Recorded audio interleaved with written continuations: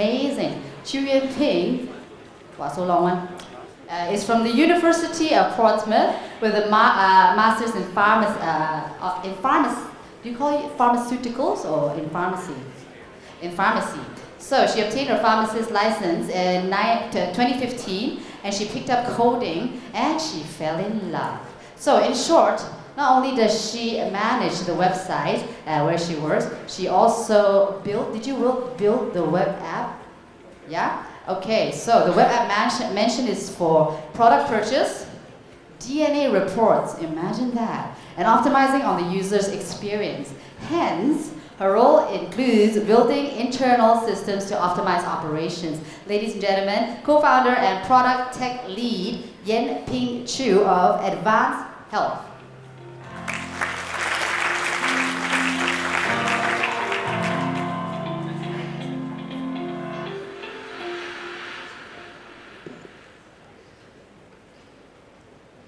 Okay, hello everyone. I'm Ping. I'm from Advanx Health, and essentially what we do is we provide personalized recommendations based on your DNA. So today I'm going to talk to you about the data that you've been carrying around with you every single day, right, since the day you're born, and potentially how you can utilize these data. So right now, in our daily lives, right, all our online behaviors are being tracked. What we look at, the kind of videos that we watch, what we purchase online, all these are being utilized by companies to predict whether certain people with certain behavior are going to end up as their customers or not, right? So this is happening on a daily occurrence already. And if we draw a parallel to that, would we be able to apply the same on our own health, on our own lifestyle? So technically, the answer is yes, right? Right now, there are many different smart health tracking devices, a lot of fitness trackers, a lot of smartwatches out there in the market. Let me just see a show of hands. How many of us here owns a smartwatch or even a fitness tracker? Wow, right? You see, most of us own at least one, right? Even our smartphones have that basic functionality to track our step count. So if we think about this, the kind of data, the kind of lifestyle behavior data that are being collected right now are things like, okay, what kind of food are we eating? What kind of nutrition is getting into our body right now? How much physical activities are we doing on a daily basis? Even down to what's the quality of our sleep every night. So companies like Fitbit, last year, they analyzed about 6 billion nights worth of sleep data, right? And they are able to tell us that, okay, for American women, they are 40% more likely to get insomnia compared to American men, right? And if you look at that, that is right now still rather preliminary data, I would say. They haven't gone very deep with those sleep data yet. So now, if you look at the kind of data, lifestyle data that we are currently tracking, it's rather one-dimensional. We are lacking a very crucial part of what makes us who we are. And of course, what I'm talking about is our DNA, right? Our genetics data. Because what makes us who we are today, there are essentially two parts. Nature, our DNA, the things that we inherit from our parents, right? The things that we cannot change, that is what we consider nature. And then, of course, there is the nurture part. Our lifestyle, our behaviors, our environmental factors, all these play a role in how our health is right now. So, the question is, right now, we have a lot of data on our lifestyle, on our behaviors. Now, if I were to ask you, how much do you know about your own DNA? Why is it important to uncover your DNA data. So let's have a brief look. So our DNA essentially codes for every single thing within our body, right? We have, in our DNA strand, we have 6.4 billion base pairs, right? And I'll talk about base pairs in a bit, right? So this 6.4 billion base, they are like codes. So each section in our DNA codes for a different protein. Each section of the DNA codes for a different functionality within our body. And it's a rather complex system. So if you think about it, if you compare it to code, normal code, right? We have our ones and zeros. And within our body, we have our DNA code as well. But those codes are represented by 4 bases, A, T, C, and G. So, our body is, of course, made of thousands of cells, right? And in each cell, we have 46 chromosomes. So what chromosomes essentially are is they are this coiled up DNA strands. And technically right now, right, every single one of us are like, a walking hard disk, if you want to think about it, right? Each and every cell contains so much data about ourselves. Now, if we look at the person beside you, we technically share 99% of our DNA, right? 99% of our DNA is exactly the same. It's only that 1% that is different. Now, if you look at the person beside you, it's that 1% that makes you look so different. It's the 1% that makes your body react differently to diet, to nutrition, to fitness, right? If we look at 1%, yeah, okay, 1% sounds like pretty small, right? But 1% in 6.4 billion bases, that is a lot of differences, that is a lot of data. So, now let's talk about the differences. If we look at a DNA strand, we know that, okay, it's made up of A, T, C, and Gs, right? Essentially, it's a mixture of these 4 alphabets. And when I talk about the differences, I essentially mean specific positions in our DNA strand. Maybe for a certain population, certain people in this group, they have A, right? But for certain other people, they have G instead, right? So these are the tiny differences that will make us different. Okay. So let's talk about how our DNA plays a role in our health. Let's have a brief look, right? Just to get a basic understanding. Okay. Okay, so let's raise up your hands if you have a friend, right, who turns red like this after drinking alcohol. Anybody? All right, yeah, we have some people, right? So, why does this happen? So this is what we call Asian flush, right? Let's look into how alcohol is broken down in our body. So first, when we drink alcohol, right, we have an enzyme called ADH within our body that breaks it down into acetaldehyde. And then we have a second enzyme, ALDH2, that breaks acetaldehyde into acetate, and then acetate is excreted out of our body. So that's basic of how alcohol is broken down in our body. Now, in these people with Asian flush, right, they actually have a defective gene. So this defective gene causes them to have a defect in this ALDH2 enzyme. So that in their body, acetaldehyde gets converted into acetate a lot slower compared to people without this defective gene. Okay, so acetaldehyde stays in their body longer. That causes the facial flushing.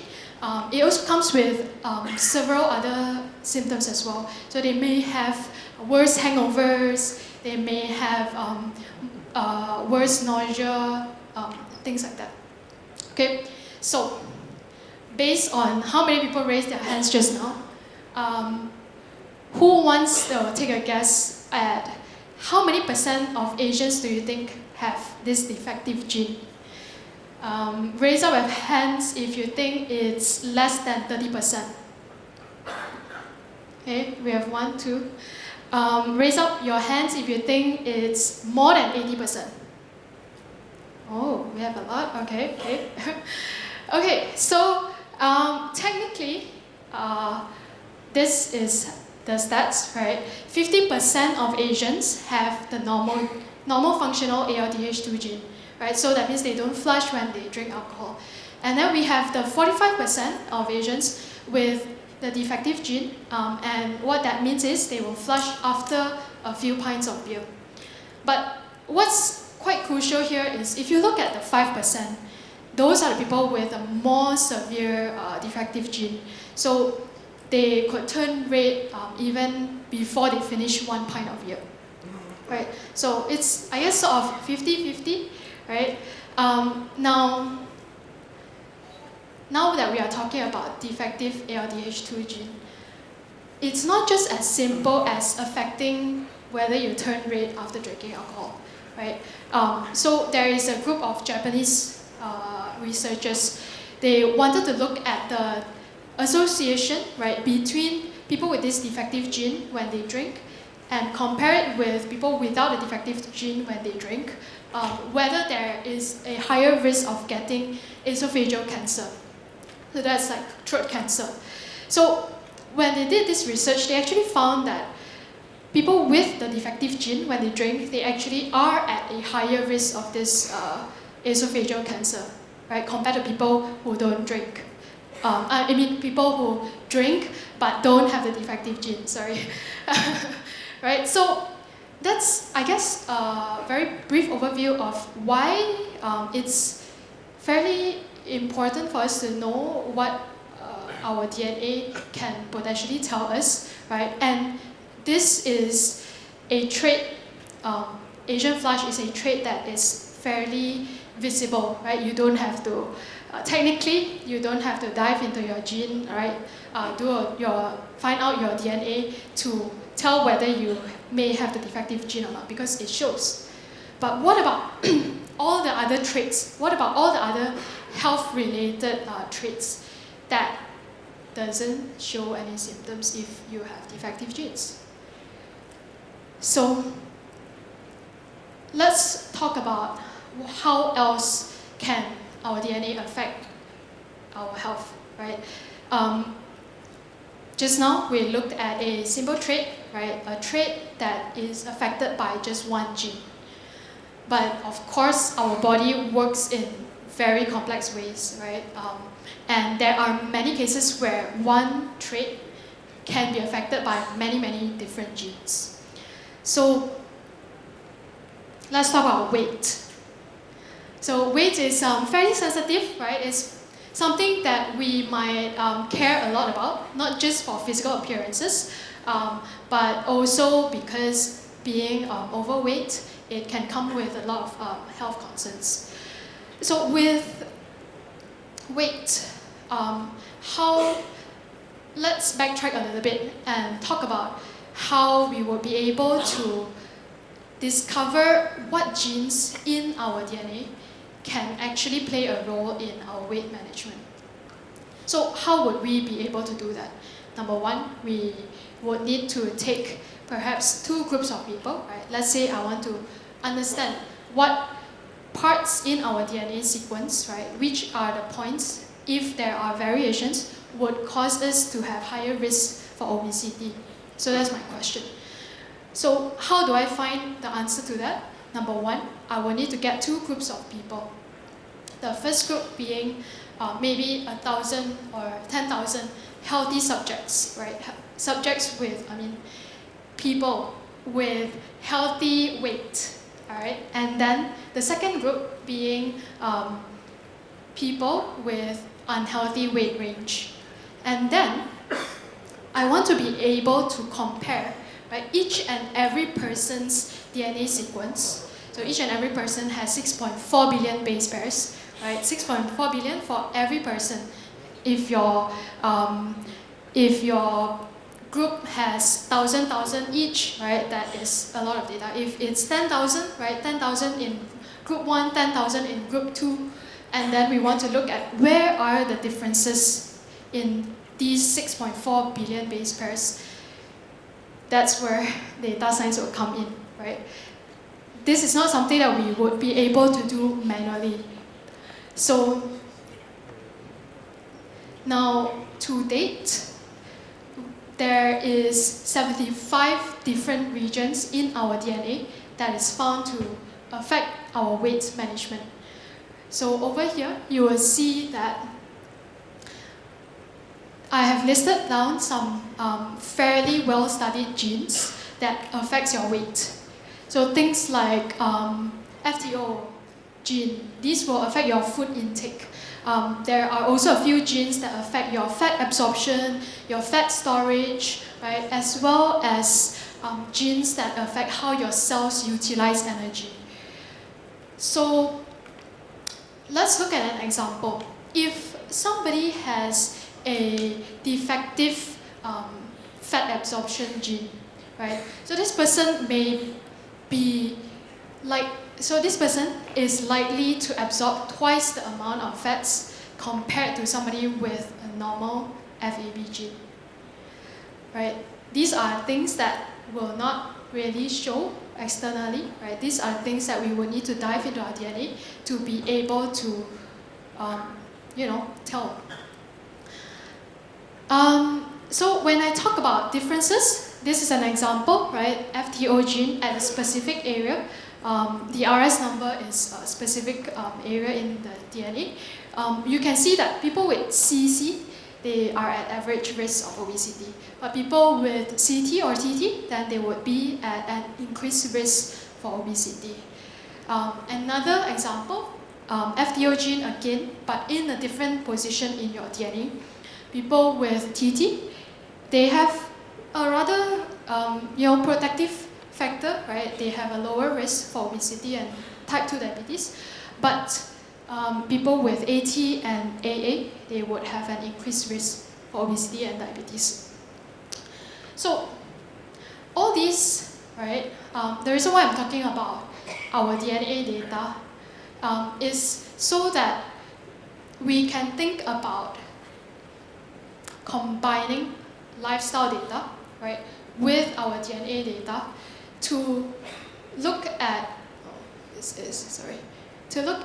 how we can apply a data-driven approach to individuals, to populations, right? We want to look at a case study, Malaysian, Tom, right?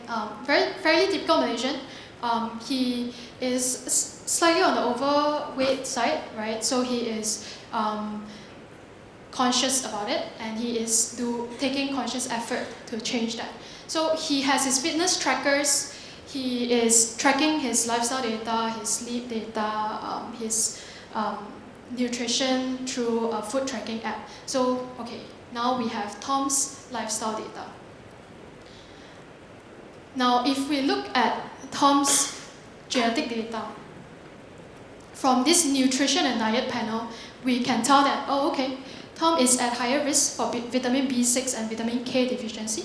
Tom is at higher risk for carbohydrate sensitivity and higher risk for obesity. And then if we also look at Tom's fitness potential based on his DNA, we can see that he has higher potential for muscle strength. He has higher potential for sports recovery, faster sports recovery.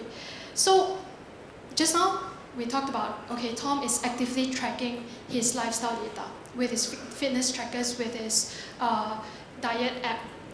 Now we have Tom's genetic data, right? How can we look at ways to combine these two very massive data points together to help Tom, right, predict what is his likelihood of achieving his health goal of losing weight? What is his potential for certain health risks?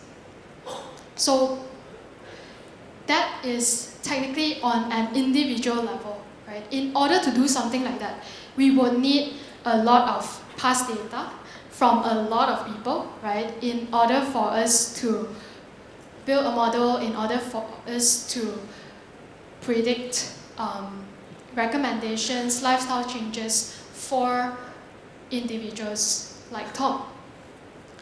At the same time, I think this is the future of health data, right? It's all about how we are able to combine lifestyle data and DNA data. So similar to digital marketing, similar to how companies are currently looking at our online behavior and predicting whether someone will become a customer or not.